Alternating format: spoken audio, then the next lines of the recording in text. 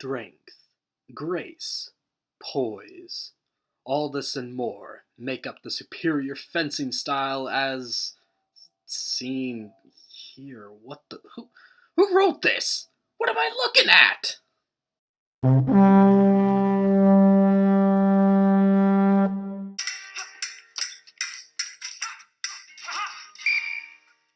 work. Nice lunging. Let's all take a break.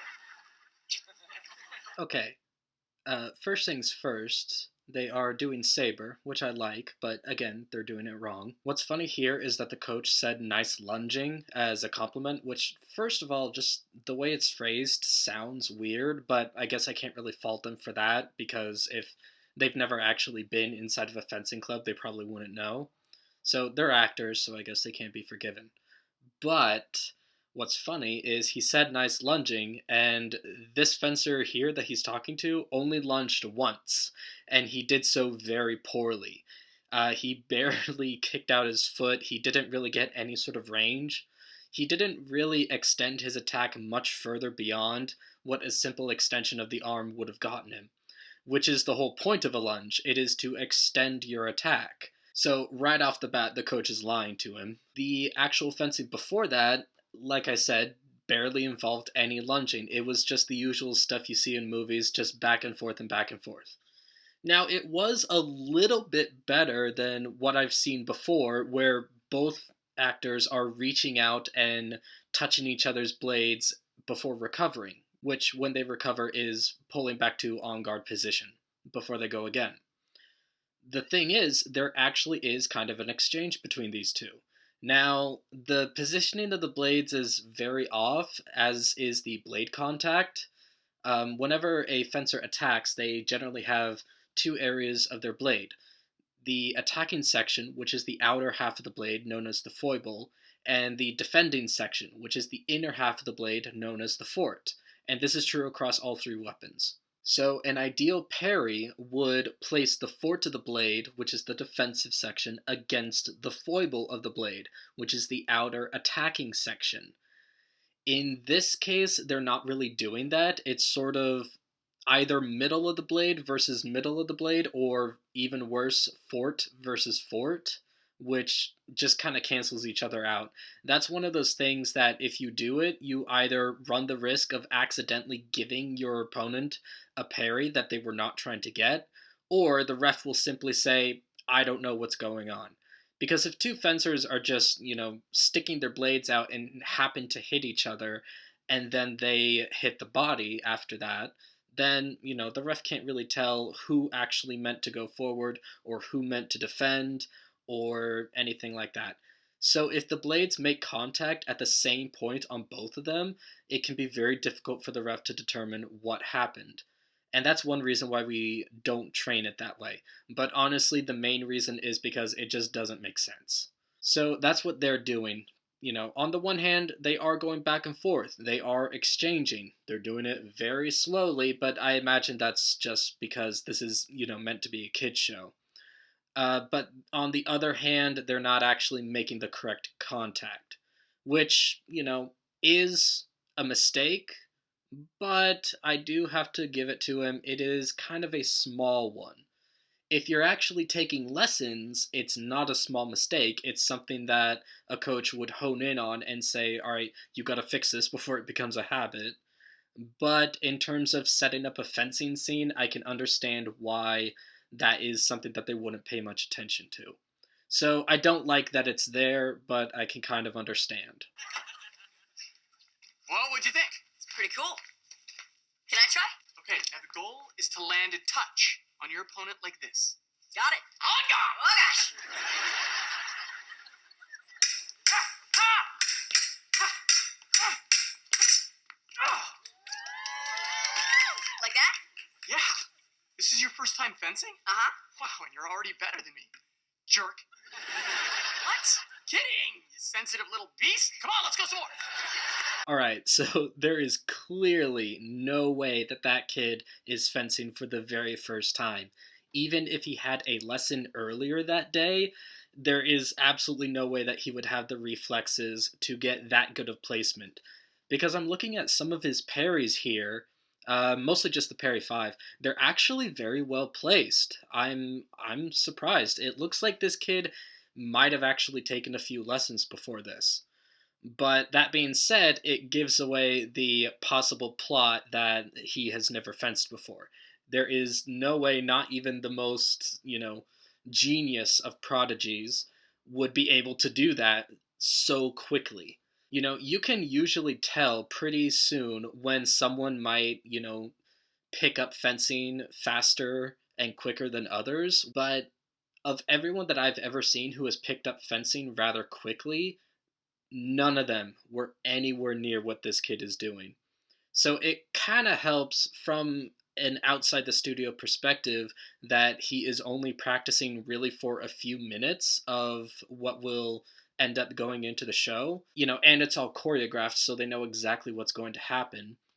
But if we're pretending that he doesn't know what his opponent is about to do, then, like I said, his parry placements were actually very nice. That being said, the rest of the exchange was much like it was with the first. It was, yes, they were going back and forth as if they were actually exchanging attacks and parries, but they're all landing in pretty much the same spot. Now, this part here, where he sort of leans back a little bit and sticks his blade out and then goes forward, that is something that I can see they tried to do, but they kind of messed it up a little bit. What they were trying to do was set up something called a point and line.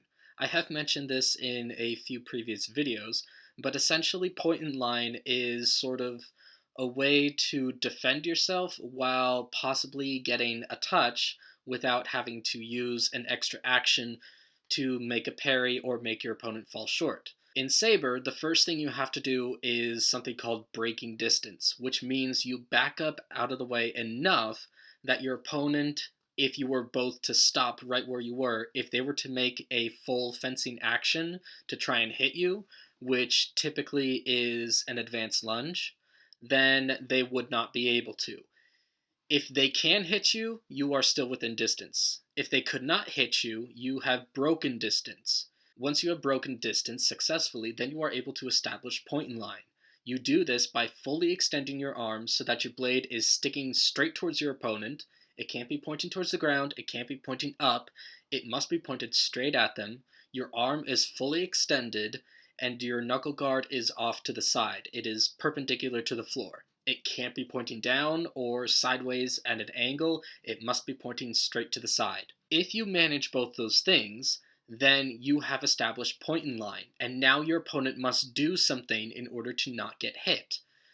Because if you have established point and line and your opponent comes forward and lunges but doesn't do anything about your blade and you both hit, then it is yours. Because you have broken the distance that your opponent would need to attack and then established that point and line, which, even though it's sort of a defensive measure, is a threat once the opponent gets close enough. So basically, you sort of took the priority away from them. So they tried to do point and line. First of all, he never accomplished the first step. He is far too close. Now, this maybe has something to do with the fact that they have a limited vision from the camera, so possibly. But my thinking is they don't fully understand it. Because, like I said, I've seen point and line attempted to be established in other videos, and they did have a good angle to keep both fencers in frame while still having one of them establish point and line successfully, and they didn't do it. So he didn't actually establish point and line, but his opponent came forward and got hit by it anyways. So in this case, it would have been one light, and if only one light comes on, then it doesn't matter what happened before that. One fencer hit and the other didn't, so the point must go to them. So that's the deal with that scene. The other problem that I have with this is his equipment. Now, sometimes fencers who are just there for an introductory lesson can get suited up in gear that is not specifically meant for fencing, at least not on a strip. There is some gear out there that is designed to be worn easily so that it is very easy for new students to just quickly put it on and be able to take a few hits and see if they like it. It's usually meant for children. This looks to be one of it, but I would never actually fence someone with this, because the thing is, in Saber, The valid target area is the head, torso, and arms. He has protection for the head, and he has some protection for the torso. He has none for the arms. So this looks like it is meant for foil, where the only valid target area is the torso. But I do appreciate what attention to detail they did manage to throw in here. Oh gosh.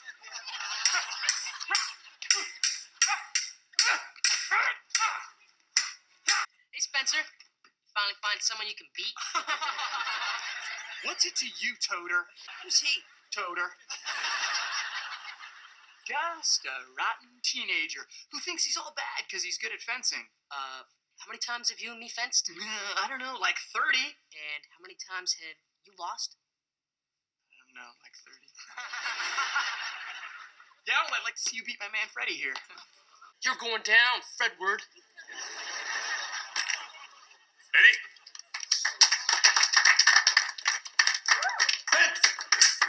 I've mentioned this before. It is not ready fence, it is on guard, ready fence. This seems like a small thing. They did get the last two right, but the thing is, they said ready, they both put on their masks, then they said fence. One of them was not ready. On guard, you put on your mask if it already isn't on. Ready, you come into on guard. Fence, you fence.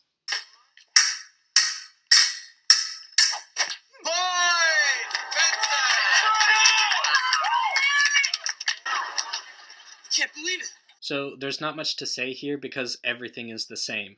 They're doing really wide actions and they're way too close. None of these are actual attacks. They're really just sweeping motions that happen to make contact. This would not be sufficient in a real fencing practice whatsoever at any level. This is the kind of thing that would have been stamped out long before any student was ready to actually step onto the strip. It's not effective. All of this movement is just for TV to make it wide and sweeping and as dramatic as possible. As was that hit. He didn't hit with the very tip of his blade, which in Saber you should try to do. He hit with what looked to be entire length of his blade, and then of course his opponent went, "Oh my god!" He raised his arms way up. He was like, it looked like he actually got stabbed almost. So that's obviously not very realistic. But I'm nitpicking at stuff that they've already done. Let's see if it gets any better. I doubt it though. Fence. Cross forwards in saber fencing are illegal.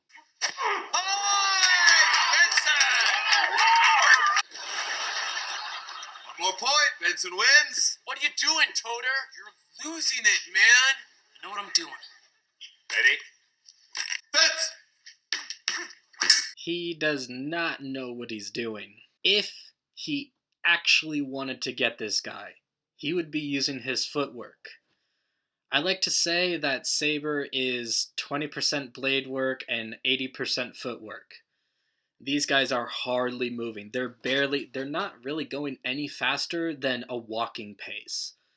If you actually want to stand a chance against someone, especially if you realize you're losing, you don't really resort to clever blade work, you start moving more.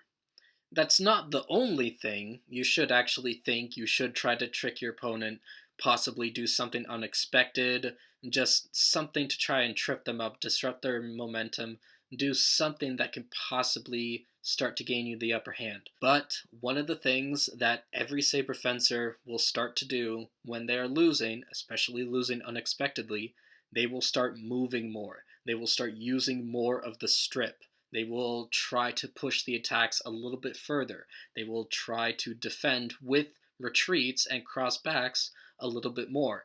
They will not confine themselves to just one part of the strip, which, if you're not very experienced, is very tempting. It is very tempting to try and just attack faster or attack from a little bit further away, but the timing is still pretty much the same. Unless you have a lot of experience with losing, you know that you need to start using more of the strip.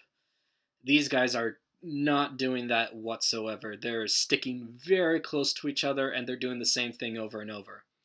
Again, it is all scripted, so it's difficult to really say. And I've already pointed out that, how they're actually engaging each other is not realistic.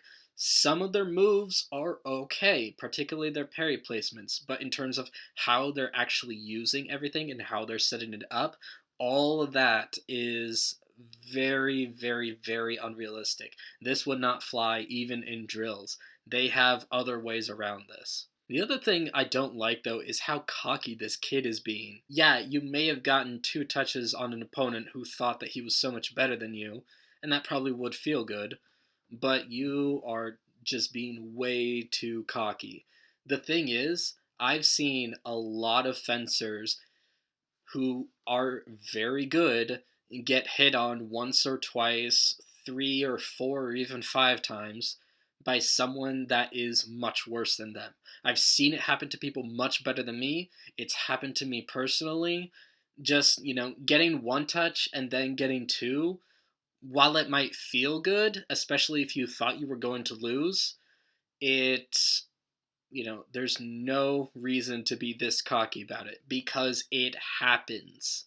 Check your ego at the door. So I already hate this kid's attitude.